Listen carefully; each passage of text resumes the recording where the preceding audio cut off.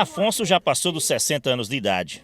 Há 30 convive com a diabetes, doença que ele demorou a aceitar. Eu tive que controlar ela, tomando água, porque aí eu conheço. É urinadeira toda hora, é bebição de água. A fome nem tanta, que a fome eu controlei, mas estas coisas, velho. Você tem que aprender a conviver com a doença. É o meu caso. Você vê, até ferido eu procuro já não me ferir, a não ser que tenha que se ferir mesmo. Porque, velho, principalmente nos pés, se eu cortar um pé desse aqui, levar uma ferida, eu acho que eu estou perdido na vida, porque não sara.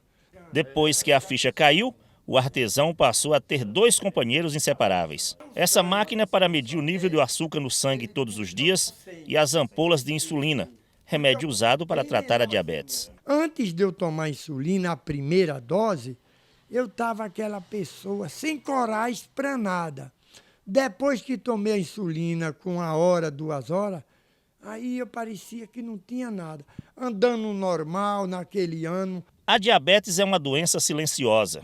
Muita gente pode estar com a doença e nem sabe. Segundo dados da Sociedade Brasileira de Diabetes, cerca de 12 milhões e 500 mil brasileiros estão com a doença. Desse total, pelo menos 3 milhões não sabem que tem diabetes. E os números não param de aumentar. O Brasil já ocupa a 4ª posição no ranking mundial de casos da diabetes. É possível curar a diabetes? Não, você tem controle. A tipo 1 não tem cura. Você só evita realmente através de ela trazer esses efeitos, ela ficar muito tempo com os níveis glicêmicos muito altos e trazendo consequências, como eu te falei, agravantes para a saúde da pessoa. A diabetes do tipo 2, às vezes a gente dando orientação de dieta, de atividade física, evitar algumas coisas que possam ser fatores predisponentes para o agravamento dela. Não tem cura, mas quanto mais cedo for diagnosticada, melhor para fazer o tratamento. Quem mata no caso da diabetes são as complicações, né? No nosso meio aqui, quais são as complicações piores? É derrame cerebral, que é o AVC, e principalmente nefropatia diabética, ou seja, que leva principalmente à insuficiência renal.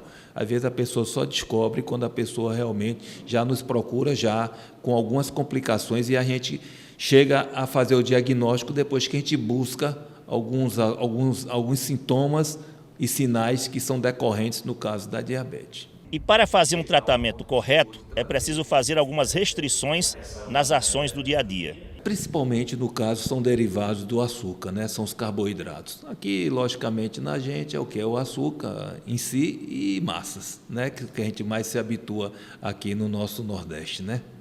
Bebidas. É bebida alcoólica também, porque todos eles têm muito carboidrato, né? Tem cevada, tem tudo que são realmente são coisas, bebidas destiladas, né? Que contém realmente muito carboidratos. Seu Norberto, por exemplo, pagou caro o preço por não seguir algumas recomendações depois que descobriu que estava com a doença. Por causa de uma ferida que não cicatrizou, acabou tendo que amputar o pé. Isso aqui que eu estou levando é um complemento de vida, é para mim vivendo. Mas futuro que é bom não existe mais. A única coisa que eu tenho que pedir é a vida. Está vivo e tudo bem. Mas os médicos garantem, quem segue direitinho as orientações dos especialistas consegue viver bem com a diabetes. Nós temos a diabetes 1 e a diabetes 2. A diabetes 1 tem predisposição genética. A diabetes tipo 2, que a gente chama aqui, aquela que é aliada muito ao sedentarismo, aquela pessoa obesa, aquela pessoa realmente que não procura se cuidar desde a sua vida jovem, tá certo? De saber como é que estão seus níveis glicêmicos. A diabetes tipo 1, como a gente chama insulino dependente, é aquelas pessoas que são mais agravadas. Mas só que essas pessoas tipo 1, ela já tem, como ela tem história familiar, ela já procura desde cedo fazer o acompanhamento preventivo, saber se realmente vai evoluir para ela, para evitar as consequências maléficas que é provocada pelo açúcar em excesso no nosso organismo.